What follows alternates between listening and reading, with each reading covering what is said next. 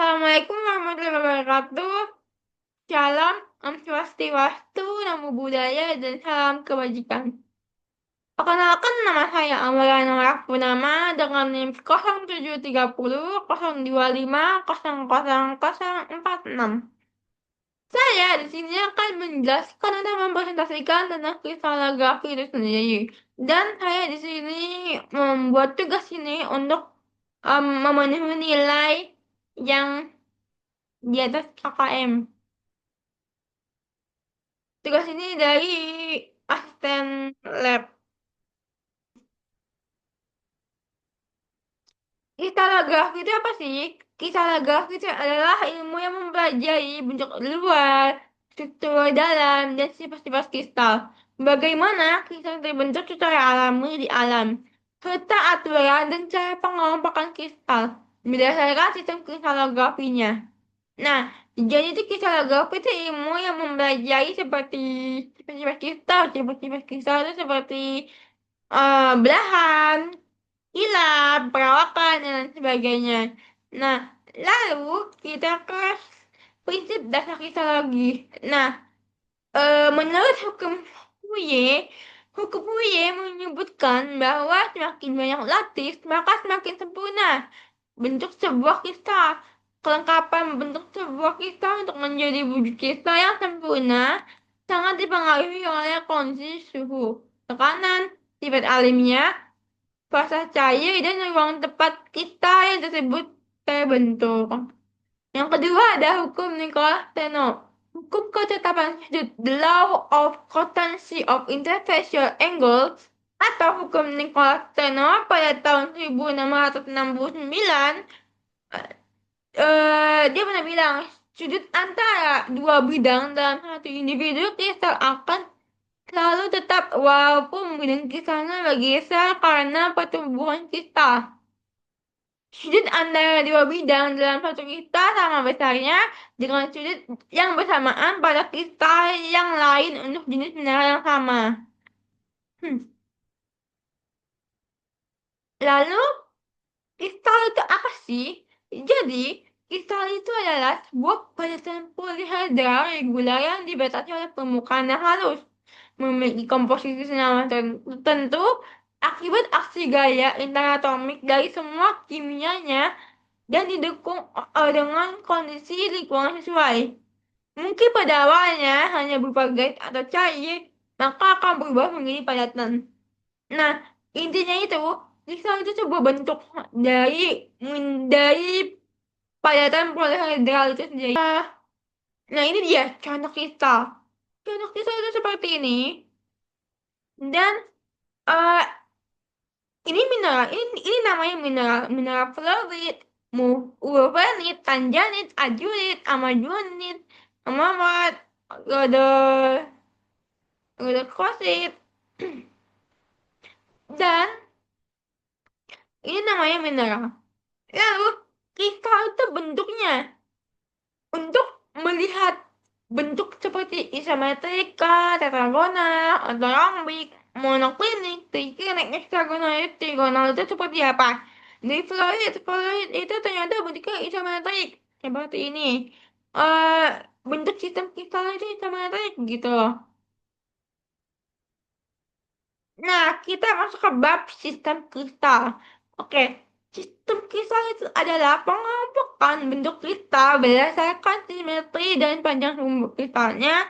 Dengan kata lain, sistem kristal menunjukkan atom-atom tersusun teratur di dalam kristal. Nah, eh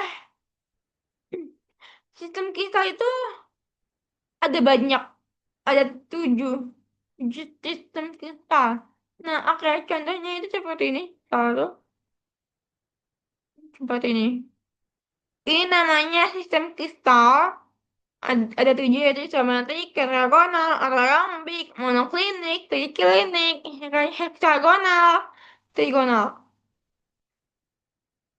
Yang pertama ini adalah histometri. Sistem kristalisometri juga dikenal sebagai sistem kubik. Sumbu kristalografi yang digunakan dalam sistem ini memiliki panjang yang sama dan saling tegak, lurus, saling membentuk siku-siku satu sama lain. Contoh mineral yang mengkristal itu dalam sistem intergalaktik ini adalah halid, magnetit, dan garnet. Nah, eh ini sistem sumbu kristal intergalaktik ini panjang A sama dengan B sama dengan C, sudut alfa sama dengan beta sama dengan gamma, menengah 60 derajat. Jadi itu bentuk bentuk dari isomer atas sistem kristal isomer ini tuh ternyata panjang A sama dengan, berarti itu panjang itu A sama dengan B sama dengan C. Sudut pun juga sama, yaitu 90 derajat.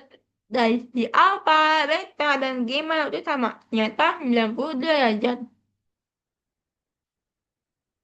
Nah, yang kedua ada tetragonal.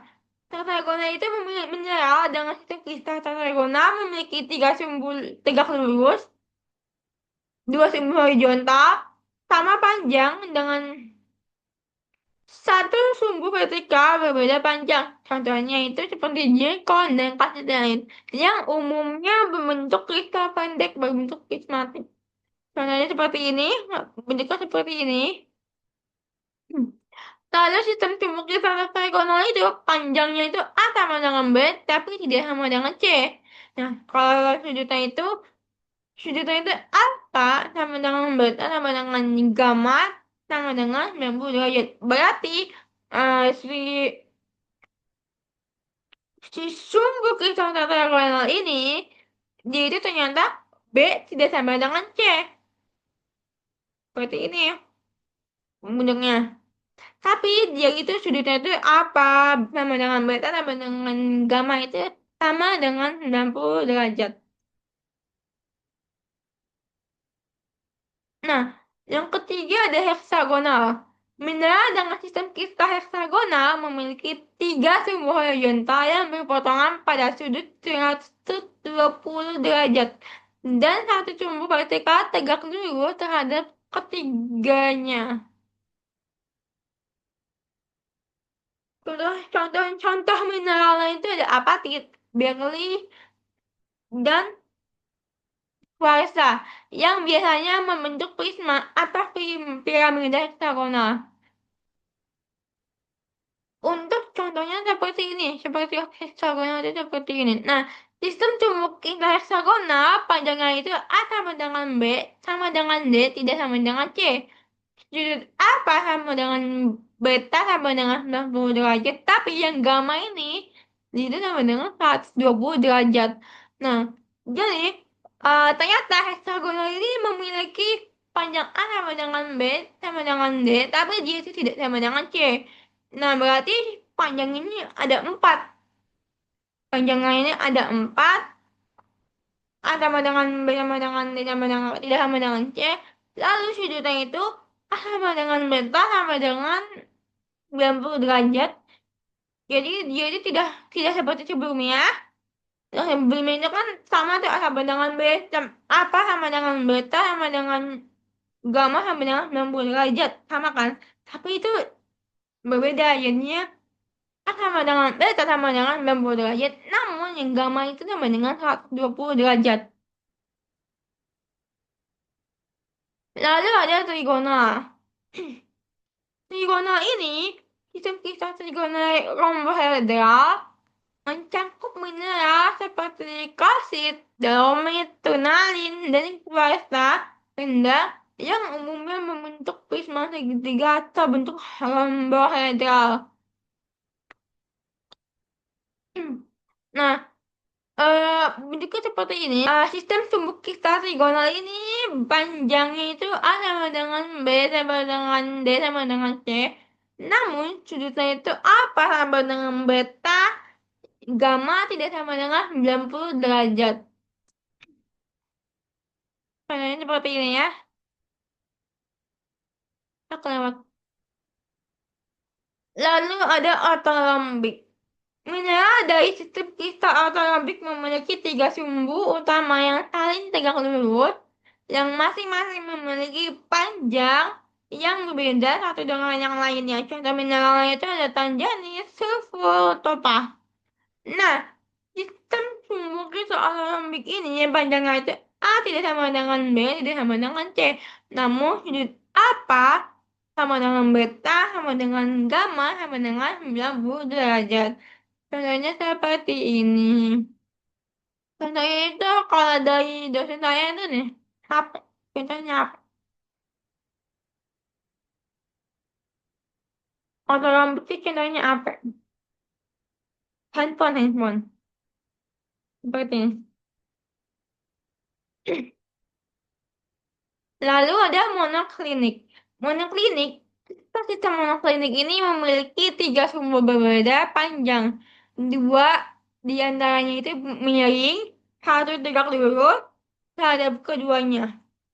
Contoh mineralnya yaitu pyroxen, amfibol, autoklas, azurit, dan malasit. Mineral dalam sistem ini umumnya membentuk kristal prisma panjang. Nah, sistem sumbu kristal monoklinik ini yaitu panjangnya itu tidak sama dengan semua, berarti A tidak sama dengan B, B tidak sama dengan C.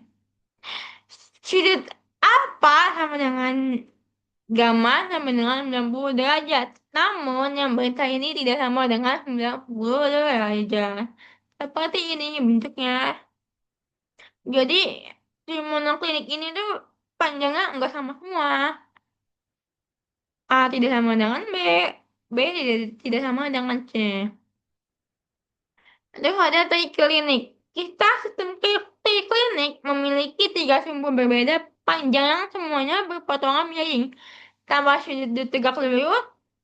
Contoh mineral plagioklat dan aksinit yang biasanya berbentuk tabular seperti lempengan. Seperti ini bentuknya. Nah, sistem sumbu kristal triklinik ini panjangnya itu A tidak sama dengan B, B tidak sama dengan C. Sudut apa tidak sama dengan beta, tidak sama dengan gamma, tidak sama dengan 90 derajat. Berarti semuanya yang ada di sini itu berarti triklinik itu tidak tidak sama semua. Mau mau dari panjang, mau dari sudutnya itu tidak sama semua. Hmm. Terima kasih. Dan segini saja untuk presentasi dari saya. Mohon maaf bila ada kesalahan dalam perkataan dan juga terima kasih banyak sudah memperhatikan. Terima kasih. Sehat-sehat semuanya.